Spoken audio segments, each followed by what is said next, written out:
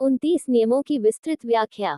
पहला, 30 दिन सूतक। 30 दिन तक प्रसूता स्त्री को गृह कार्य से पृथक रखना चाहिए। 29 नियमों में ये पहला नियम है।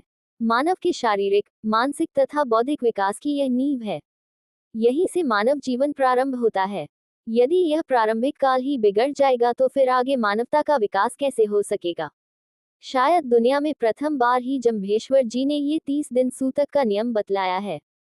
वैसे सूतक मानते तो कुछ लोग हैं, किंतु 30 दिन का किसी भी समाज में नहीं मानते और न ही इस रहस्य को जानते हैं। बिश्नोइयों के लिए बालक जन्म का सूतक तो 30 दिन का बतलाया है तथा मृत्यु का सूतक पातक 3 दिन का बतलाया है। इसमें कुछ रहस्य छिपा हुआ होगा, इस अवसर पर विचार करके देखना चाहिए।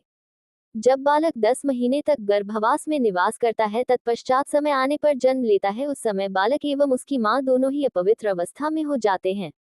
शरीर गर्भ से बाहर आया है, जिससे गर्भ के सभी भाग वह साथ में लेकर आया है तथा उसकी माता के भी शरीर के अंदर कमजोरी विकृति पैदा हो गई होती है। इन दोनों को स्वस्थ एवं पवित्र होने में समय चाहिए। समय पाकर ही पवित्रता आ सकती है।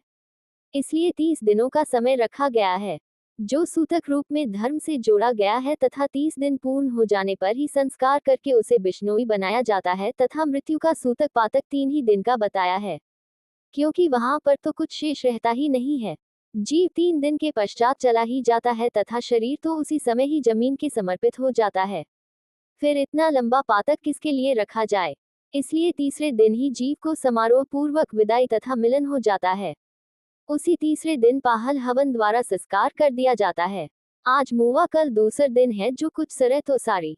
दूसरी बात यह है कि 30 दिन तक प्रसूता स्त्री को गृह कार्य से पृथक इसलिए रखी जाती है कि उसे पूर्णतया विश्राम चाहिए, क्योंकि बच्चा पैदा होने से उसके शरीर में कमजोरी आ जाती है। उस कमजोरी की पूर्ति के लिए 1 महीना पूर्णतया विश्राम तथा शरीर पुष्टि के लिए पौष्टिक आहार दिया जाना भी आवश्यक है, और ऐसा करते भी है।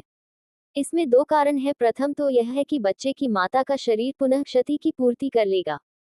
यदि ऐसा न हो सका तो कमजोर शरीर से न तो कुछ कार्य हो सकेगा, न ही शरीर स्वस्थ ही रह सकेगा। अनेकानेक बीमारियां शरीर को जकड़ लेगी, जिससे कभी भी अकाल मृत्यु हो सकती है। मातृशक्ति तो खेती की तरह होती है, उस खेती को सुधारा जाएगा। उसे खाद पानी देते रहोगे तो वह नित्य ही नई फसल देती रहेगी, अन्यथा खेती अच्छी फसल नहीं दे सकेगी। दूसरा लाभ ये होता है कि नवजात शिशु को अपनी माता का दूध भरपूर मिलेगा। उस समय का अपनी ही माता का पिया हुआ अमृतमय दूध भविष्य में शरीर, मन, बुद्धि के निर्माण में सहायक होता है। यदि उगते हुए वृक्ष को ही पूर्णतया खाद नहीं मिलेगी तो वह कभी भी विशाल वृक्ष नहीं बन सकेगा। बिश्नोइयों में ये परंपरा प्राचीन काल से ही इस नियम के बदौलत चली आ रही है, जिससे सुंदर बलिष्ठ जवान पैदा होते आए हैं। अन्य लोगों से पहचान अलग से हो जाती है। आजकल इस नियम में कुछ ढील हो जाने से वह बात अब नहीं दिखाई देती। आजकल संसार के वैज्ञानिक लोग यही प्रचार कर रहे हैं कि बच्चे को अपनी मां का ही दूध पिलाए। किंतु इस समस्या का समाधान कैसे हो सकता है? तब वे लोग कहते हैं कि बच्चे की माता को निश्चित होकर पौष्टिक आहार लेना चाहिए, जिससे दूध में बढ़ोतरी होगी। क्या इस बात को 30 दिन सूतक इस नियम से नहीं जोड़ा जा सकता? क्या बिश्नोई लोग इस नियम का पालन करते नहीं आए हैं? क्या आज से 500 वर्ष पूर्व जम्भेश्वर जी ने यह बात नहीं बतलाई थी? ये लोग क्या कुछ नई बात बतला रहे हैं? यदि मानवता की रक्षा करनी है तो एक दिन अवश्य ही इस नियम को सभी लोगों को स्वीकार करना होगा। श्री देव जी तो भविष्य दृष्टा थे, उनको तो आज की यह भयावह परिस्थिति दिख रही थी, इसलिए पहले ही अपने शिष्यों को सचेत कर दिया था और यह संकेत दे दिया था कि यदि हम नियम पर अडिग रहेंगे तो तुम्हें दूध की बोतल को मां नहीं कहना पड़ेगा तथा उस मां का दूध पीकर तुम कभी जवान नहीं बन सकोगे। यदि अपने जीवन को पूर्ण रूपेण जीना है तो यही एक मार्ग है, यही जीवन का मूल है, इसी पर वृक्ष खड़ा होगा।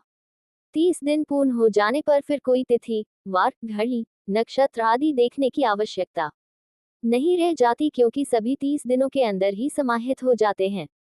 तब घर कच्चा है तो गौ के गोबर से लिपवाकर, यदि पक्का हो तो जल से धुलवाकर फिर संस्कार करने वाले सज्जन साधु पुरुष से संस्कार करवाएं। संस्कार करते समय हवन पाहल होना अति आवश्यक है, बिना इस हवन पाहल के तो बिश्नोई नहीं बन सकता।